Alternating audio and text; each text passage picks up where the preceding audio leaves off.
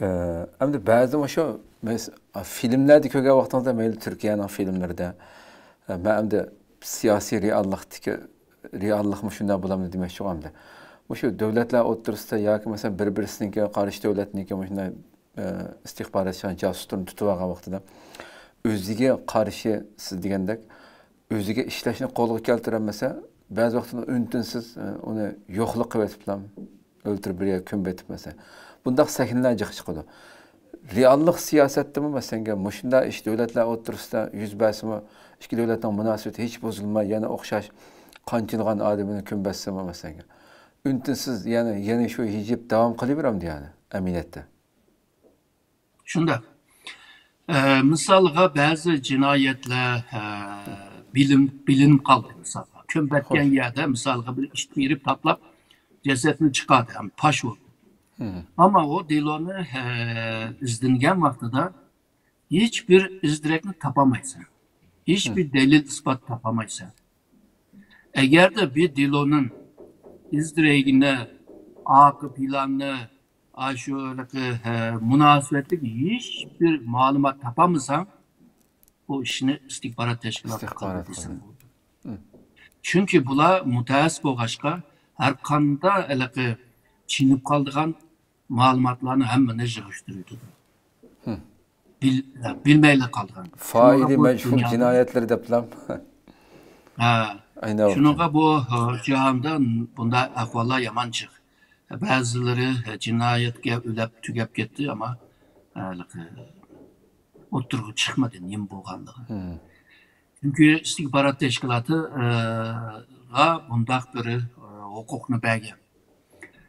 Nurgun devletlerde şu istihbarat teşkilatıga operasyon yani hareket kılalaydıgan, belki faaliyetini kılalaydıgan hakkını belge. O hukukunu belge. Şununla o işini kılan bozma kanunluk buludu. Yani istihbarat teşkilatıdaki adamlar cinayetçidir hesap kılmaydı. Çünkü devlet aşılağa düşürüm, nakbi, hukukunu belge. Misalga Türkiye'nin şu 10-15 yıl evvel toluk hukuku yoktu bunda. Çetelge berip faaliyet kılıp gelaleydiğen. Türkiye'nin içinde aslında faaliyet kıldığan hukukları pek yoktu. Kinki onundakin toluk hukuklar oldu. Onundakin Türkiye'den kaçıp ketken ve tutuluşka gerek boğan adamlarını her yerden tutup ekilip atırdı misalga. Afrika'dan, Avrupa'dan, uyak buyaktan. Misalga. Ama sen talağa çıkanlıkin talağdaki devletninki kanunlarga boysunuşka doğru geldi.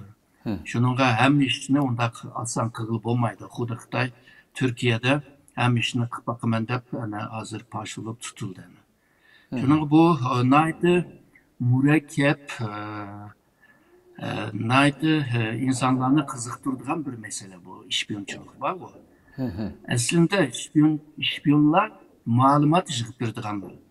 Hoş. Aslında istihbarat bu sahada en mühim adam analiz kılalaydıgan adamlar. Çünkü bu analiz bile ebeki toğra, hata, çala, bugün kıymeti var, kıymeti yok.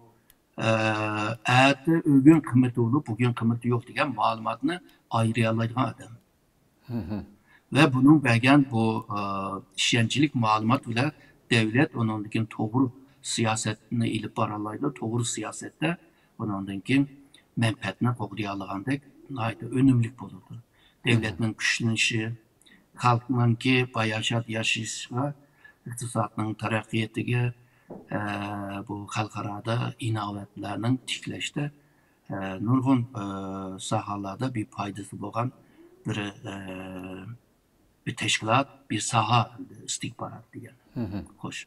Hakikaten de ötkenimizdeki qaysi gün ötkende şu hazırkı Tashqi ishlar ministri Türkiye'ninki ilgili istihbaratning Beştuğa Hakan Fidan'daki bütün huzur söhbetide şu Türkiye'deki öktücü partiyanın reisiga bir cevap kılıp qilgan sözüde sizning sözünüz şunu esletti. Ve o hozirgi hukumatga qattiqroq bir gap qilib ekanman shu bu istixborot haqida. Ama şu belki haddidan eşip ketdi bo'ladi. Men şu gapni anglagan vaqtimda deydi qanchilgan o'z vaqtida milliy istixborotning beshi bo'lgan ekan. Qanchilgan o'zim vazifa berib, yo'lga selib, ikkinchi bir qatim ko'rish baxmagan bu millatning avlodlarini ko'z oldimga keltirdim deb tushundim. Demak, bu yo'lda, bu davlatning yo'lida yani bir vazifalantirib, yo'lga selib qo'yib, ikkinchi qaytib kelanmi degan gap shu yerda shehit oldu degan gapdamdik. Cennet kattamdi bu vatan uchun. Bu bazı casuslar shundoq bo'ladi.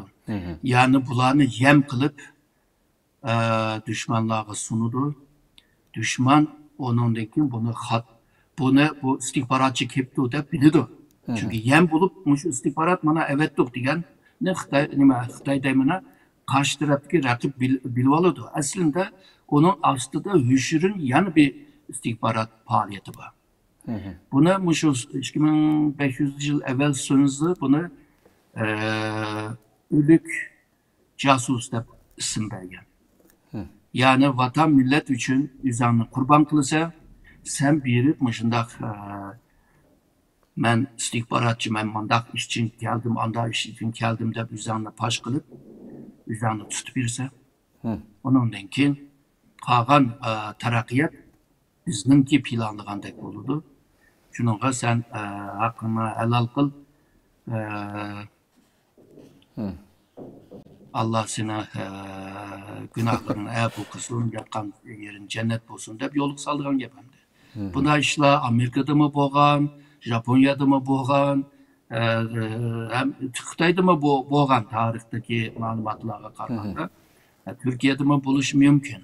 Şununla bu istihbarat teşkilatı işleyenler kecha gündüz 24 saat işleydiği ahvallar bulundu bunlarda. Cemiyetke çık arlaşamaydı. Cemiyetten uzaklaşıp kalgan gap.